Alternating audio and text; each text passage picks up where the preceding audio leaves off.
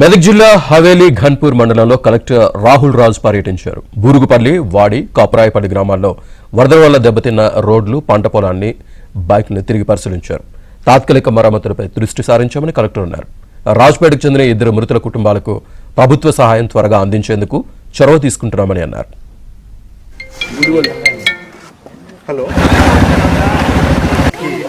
అతి భారీ వర్షాలు కురవడం వల్ల ఎస్పెషల్లీ హవేలీ గన్పూర్ మండల్ చాలా పెద్దగా ఎఫెక్ట్ అయింది.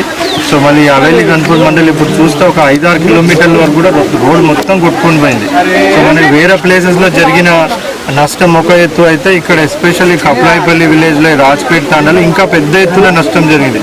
అంటే రోడ్స్ ఎక్కడైతే ఉన్నాయో మొత్తము ఒక 5-6 కిలోమీటర్ల వరకు కూడా అసలు ఆ రోడ్డు ఆనవాళ్ళే లేకుండా కూడా మొత్తం రోడ్డు ఎక్కడికక్కడ కొట్టుకుపోవడం జరిగింది. మరి ఇంత పెద్ద ఎత్తున విపత్తు వచ్చింది కాబట్టి మరి హానరబుల్ సీఎం గారు కూడా మనకి రివ్యూ చేయడానికి మెదక్ జిల్లాకు రావడం జరిగింది.